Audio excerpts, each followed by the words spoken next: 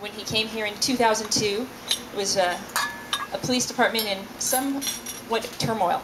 And you came here from Boston, where, if my understanding is right, as a kid, you would watch Dragnet. It was the one show you were allowed to watch late at night. And so I'm sure you had some impressions of the city and the police department that were fictional and some that were not. And you had made a visit here in the mid-'80s, I think, when you were still in Boston, and had an assessment of the police department at that time that I'd really like to ask you a little bit about. But after your tenures in New York. So I'm curious, right off the bat, when you arrived here in 2002, what really surprised you? Well, certainly wasn't the weather. That's something I think everybody celebrates here. What I think surprised me, and I understand I'd been here for almost a year off and on as part of the federal monitoring team that had been put in place to deal with the police corruption, brutality, racism issues of the 90s. What surprised me was, one, just how big the city was, and two, how neighborhood-centric it was. That despite people moving around the city on our freeways or trying to move on those freeways, it is still a city of neighborhoods. People identify, I think, more with their neighborhoods than they do with the city as a whole. In other cities that lived in, Boston and New York, well, there's great pride in the neighborhoods. They still think of themselves as New Yorkers or Bostonians. Here, it doesn't seem to me, as an outsider, but now been here for 7 years, that there is a sense of identity with the city. There seems to be much more pride in being from the Valley, living on the West Side, the new gentrification, the new people downtown, that they're downtowners. That surprised me in the sense of that the city is not this mass that is solid. It's made up of all these moving parts all the time. So how did that affect your initial organization ideas for the department? Actually, that worked beautifully for me in terms of some of the theories I bring to policing. It is the idea of policing is most effective when it is neighborhood focused. That for so many years prior to and during my first 15 or 20 years, policing was this monolithic entity that one size fits all in a city.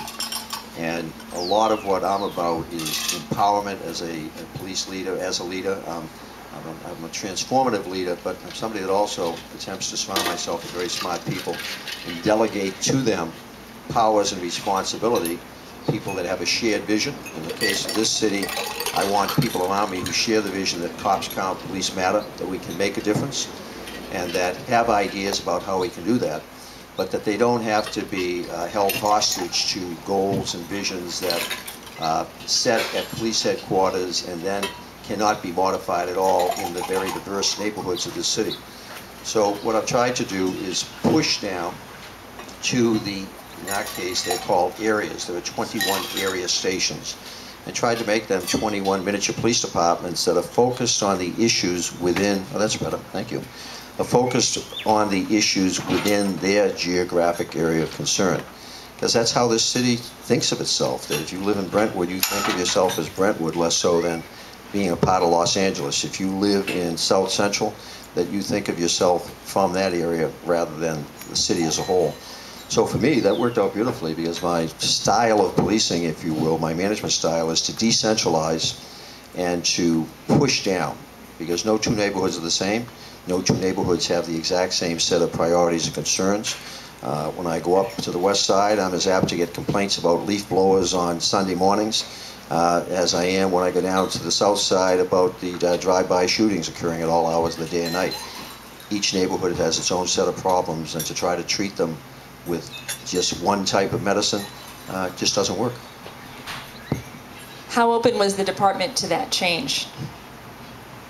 Not open to it at all, to be quite frank with you. There's a wonderful book that has just come out, L.A. Noir, by John Bunton. John is a writer for Governing Magazine, and he interviewed me when I first came into Los Angeles. Governing Magazine had been very interested in me going back to my New York days, so they wanted to get in on the ground floor as this new chief was coming into this very troubled city and department. And John really fell in love with the city and with the history of the department. And he's written a book, L.A. Noir, about Bill Parker, the very famous chief of police of the 40s, 50s, and 60s, and Bugsy Siegel and Mickey Cohen and some of the mobsters of that era, and how crazy this city was during that time. But the influence of Parker and then Darrell Gates, who was its original driver and protege, over the last 40 years, between the two of them, they were at the helm of this organization for 30 years, and effectively created a style of policing that the city has, being quite frank with you, suffered from.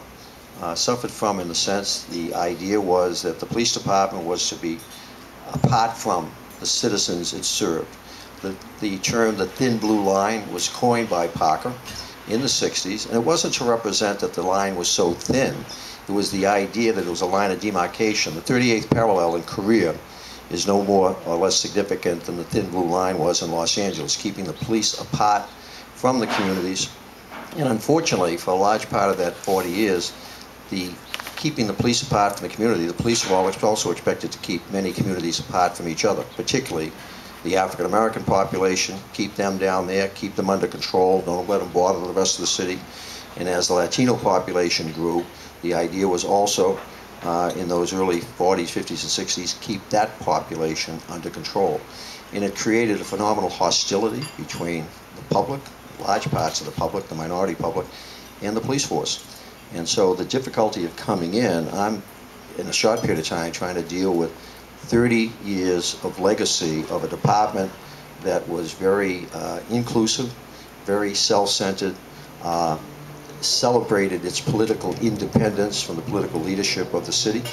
And in fact, during Parker's era, kept very detailed confidential records on most of the political leadership of the city that they used to great benefit to Parker and the department during that time. But I suggest strongly that book, that those of you that love the city and want to understand its history, it is a phenomenal history of how we came to be the department of the 90s that was widely seen as racist, brutal, and corrupt, when the department itself had no self-sense of image. They thought they were doing a great job. They thought they were doing exactly what the public wanted, and they were not.